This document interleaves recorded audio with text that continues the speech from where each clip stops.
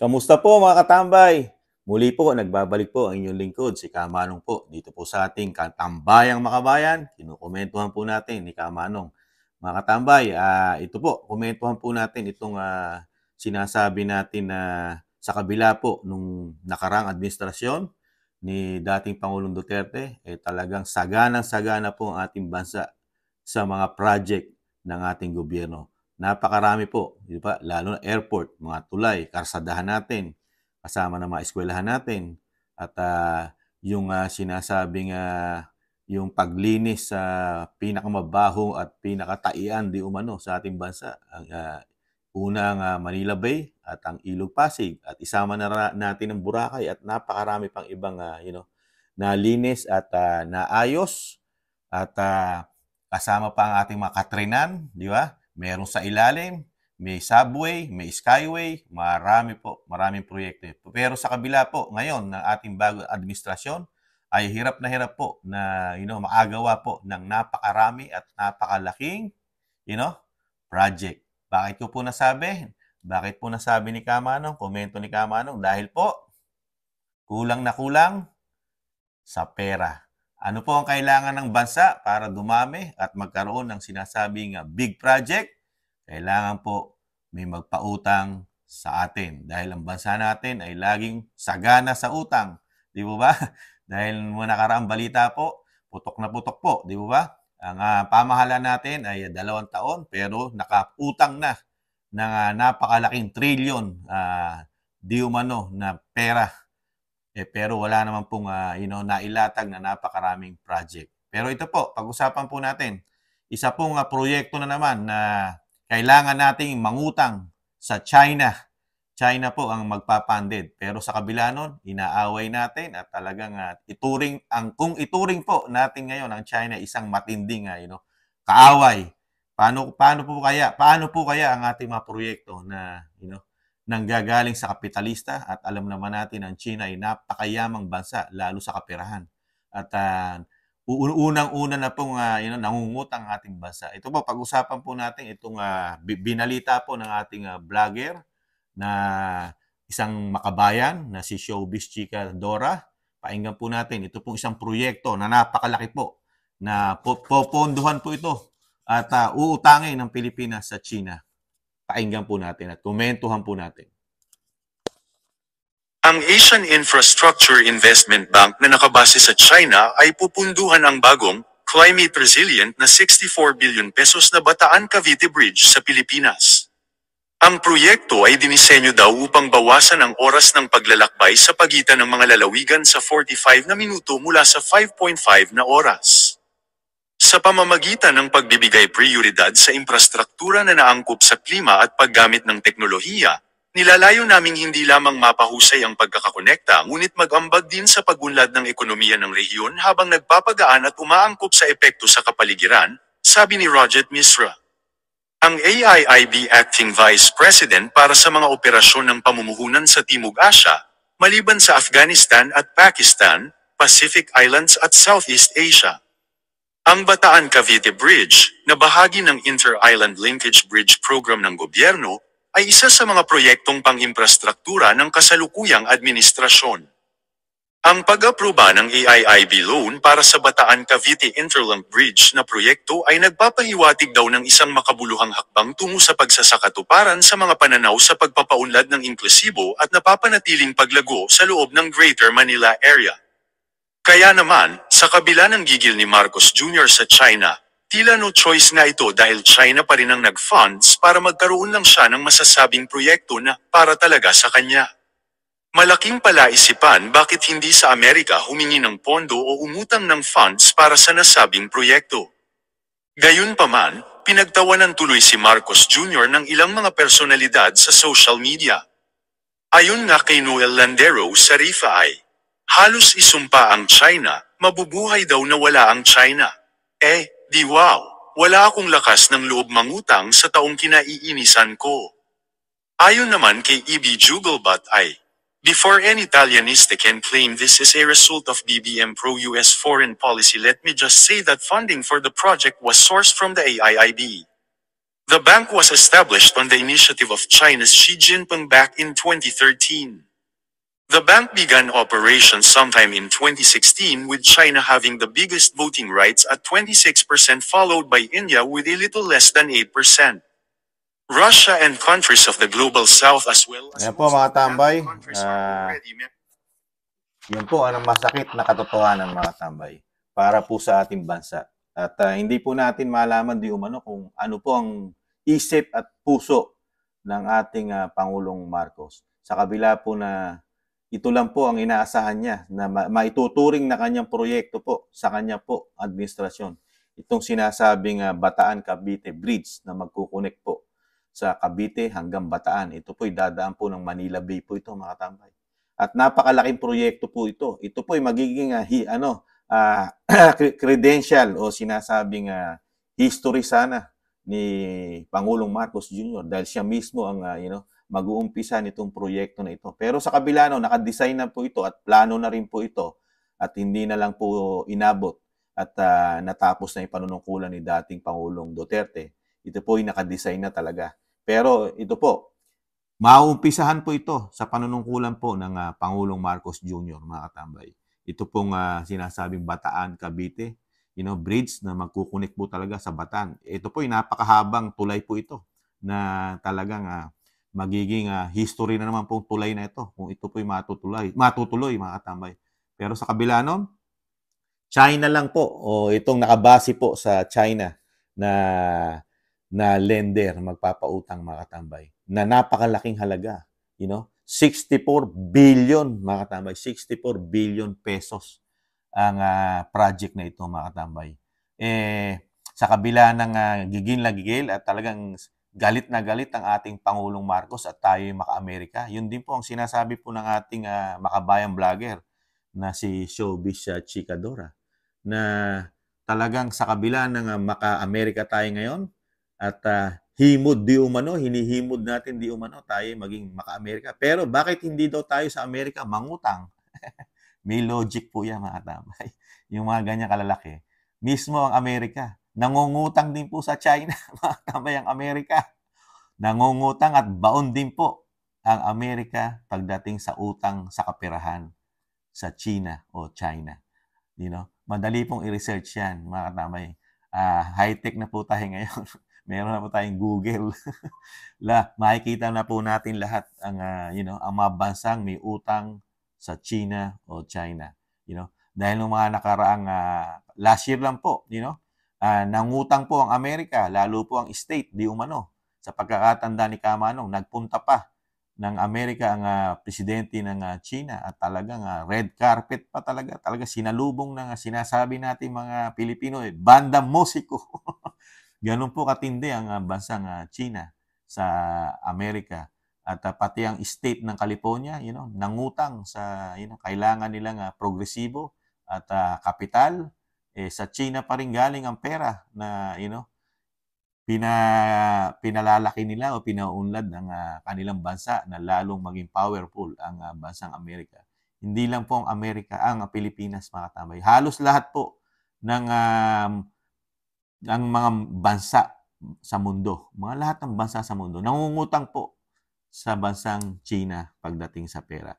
Kaya po ito po ang mga tanong ng mga nagsusuri at nagsasaliksik nating mga katambay ng ating mga makabayan, lalo makabayan nating mga vlogger, na malaking tanong din po sa ating Pangulo kung ano ba talaga ang kanyang policy o kanyang isip pagdating po dito sa Amerika at China. Sa kabila ng sinasabing dito di umano sa Amerika, tutulungan ka para protektahan ang ating teritoryo na ilalagay naman ang ating bansa sa kapahamakan dahil una-una, aasa lang tayo sa tulong nila pero wala naman tayong kakayahan. Paano kung gawin sa atin di umano mga tambay? Dahil may history po Ang Amerika po may history na iniiwanan po tayo sa giyera, di po ba? Kahit po balikan natin ang mga history, nasa libro na po yan. At si dating Pangulong Duterte, mismo siya nagpatunay, di ba? Kung paano tayo layasan ng Amerika. Di ba? Lalo nung World War II, di ba? Panahon ng giyera ng Hapon at Amerika. ang mga Amerikano, sinasabi nga, di ba? Ibalik yung konting history, di ba? Ano sabi ni General MacArthur? I shall return. Di ba? Napakatagal niyang umalis. Iniwanan natin bansa. Kung hindi lang po isang taon, mga katambay, bago siya bumalik. Matagal na bago bumalik sa ating bansa. Iniwanan tayo sa giyera nila. Yung giyera nila sa Hapon, tayo po na disgrasya ron, mga katambay, mga history. Kaya sana, wag naman po sana dahil nakita po natin ang nangyayari po ngayon. Lalo sa foreign policy natin at yung usapin dito sa sinasabing karagatan, talagang medyo matigas tayo ngayon dyan, mga tambay, ang ating Pangulo. Pero sa kabila nga na magkakaroon siya ng kanyang history project na sinasabing kanya, katulad po itong napakalaking proyekto po ito. Ito pong Bataan na Cavite Bridge, mga katambay. Napakaganda ng disenyo nito, mga katambay. Parang disenyo rin ito na pamoso, na parang nasa ibang bansa ka, itong tulay na ito, mga katambay. Pero, China pa rin ang aasahan o China pa rin ang aasahan ng Pangulong Marcos na magpapautang dito sa proyekto niya na sinasabing magiging legacy niya, mga katambay. No, nakakalungkot lang, di ba? Sa kabila ng ating mga kababayan, lalo po sa social media, na talagang handang-handa ng makipagyera dito sa bansang China dahil napakarami raw pong susuporta sa atin. Pero pagdating sa pera, ang aasahan natin sa kaperahan, lalo sa malalaking proyekto, China pa rin o China. At hindi lang po yun, mga katambay. Napakalaking binibigay sa atin ng ekonomiya ang China. Mag-real talk tayo, mga katambay. Real talk, di ba? Ang bansang China, napakarami nating produkto na inaangkat para sa ating ekonomiya, mga katambay, ang bansang China. Sa atin, nung panahon ni Pangulong Duterte, doon lang naging umangkat sila na napakarami sa atin, di ba? Ang bansang China, di ba? Yung ating mga masasarap na mga banana, talagang kumuha na sila ng isang damukal. At yung mga durian, di ba? Yung ating napakasarap na pinya. At napakarami pang produkto na inangkat. Pero ngayon, di umano sa mga pag-aaral po ng ating mga makabayang vlogger, less na po ang kinukuha nilang produkto sa bansang Pilipinas. Pero tayo mismo, napakarami, tuloy-tuloy po ang mga produkto ng China sa ating bansa, mga katambay. Huwag na po tayong sabihin hindi totoo yan, talagang yan fake news, di ba mga katambay? Yan po ang realidad, yan po ang facts, di ba? Yan po talagang sinasabing yan ang nangyayari sa ating bansa. Kahit saan ka, pumasok, lumingon, makikita mo puro made in China ang produkto sa atin, mga katambay. Bihirang-bihira na lang, makikita mo, napakalit na porsyento na lang, mga katambay, ang sasabihin mo, made in Philippines. Halos lahat po ay made in China, di ba? Kahit saan. Kahit yung suit ni Kamanong, mga katambay. Ito pong suit ni Kamanong na mga marami tayong makikita di umano sa Kamara at sa Senado. Ito pong buhaya. Gawa na rin po sa China yan, mga katambay. Dahil unang-una, yung mga mayamang bansa, nagpapagawa po talaga sa China yan. Dahil, ano po sekreto? Maliit po ang labor nila. Bagsak ang labor. Kaya po, pati Amerika po, mga Amerikano, mga katambay, sa China po nagpapagawa. Yung mga cellphone na kimamahal, di ba? Di ba? Real talk po tayo, di ba? Yung mga cellphone, mga katambay, na ang mga Pilipino talagang gigil na gigil dahil sabi, gawa ng Amerika. iPhone, di ba? Yung iPhone, di ba? Gigil na gigil tayo, binibili natin na napakamahal dahil made in USA. Pero yung real talk, gawa po ng China. Doon po inassemble, doon po ginawa. Sila po yung mga Chinese po ang nagkakalikot po no, mga tambay. At kasama rin po yung mga sinasabing yung mga lens natin, yung camera. Yan, kalat po sa Asia yan. Ginagawa rin po sa sa Taiwan, sa Korea. May mga materialis po na nakakalat po sa Asia rin, mga tambay. Pati yung mga kadamitan natin, sapatos, yung mga sinasabing pamosong ng mga shoes ng mga Amerikano, made in China rin po. Puro gawan China rin po, mga tambay. Doon din pinagagawa ng mga Amerika sa China dahil napakalit po ng labor. Kasi po sa Amerika, matatalo po mga negosyanteng kano dahil per oras po babayaran nila. Hindi katulad sa China, kamukhang Pilipinas, napakababa ng labor, tapos isang araw pang pagtatrabahuhan, mga tambay. Kaya isip-isip din po tayo, hindi tayo basta-basta pwedeng bumitaw, lalo sa ekonomiya at kaperahan sa China. Dapat po maging matalino po ang ating Pangulo. Dahil kung hindi po magiging matalino ang ating Pangulo at talagang ang solusyon lang po ng ating Pangulo hindi yung tinatawag na diplomasya muna dahil hindi pa natin kaya, magpalakas muna tayo, protektahan na natin yung atin kasi atin na yan. Yun yung mismong atin na ang puprotektahan muna natin at makipag-usap tayo. Saka po pwede naman natin, di umano yan Komento lang ni Kamano, mga katambay. Kasi kung talagang meron tayong sinasabing mga kayamanan din, na sinasabi ng mga expert, di ba? Yung mga kayamanan na dapat nating ma-search diyan. Di ba pwede nating yung mismong nasa Asia at wag na natin di umanong papasukin yung mga nasa Western dahil napakalayo nilang bansa. Bakit hindi na lang tayong mismong sa Asia? Una-una, napakayayaman naman ng mga Asia ng nasa ating bansa, lalo ang China, nandiyan ang Japan, nandiyan ang sinasabing napakalit na bansa pero ubod ng yaman, Singapore, di ba? Mapupwedeng mga kapital, di ba? At pagtulong-tulungan na lang ng isang Asian country, yung mga dapat na tuklasing yaman ng Asia at ng Pilipinas at mag-percentage na lang, di ba? Kasi ganun ang business di ba? Ang negosyo, di ba? Nagkakaroon ng interest o sinasabing percentage na kita mo, di ba? Yung sinasabing 50-50, 60-40, 40-60, kung ano man tawag dyan, di ba? Kung pwede nga rin 80-20, lalo kung wala ka na mailalabas sa pera, di po ba? Para yumaman lang ating bansa, di ba? Na magkaroon tayo ng sinasabing mga minerals, lalo ang mga kalangisan, di po ba? O yung mga gasolina, o diesel na yan, di ba? Kasi diyan yumayaman ng ibang bansa, katulad ng Brunei, di ba? Brunei, napakarami nilang natuklasan na yaman sa kanilang karagatan na ngayon ay ubod sila ng yaman ng Brunei. Bakit tayo? Na wala naman tayong kakayahan, di ba? Na talagang mag-research ng yaman dagat natin.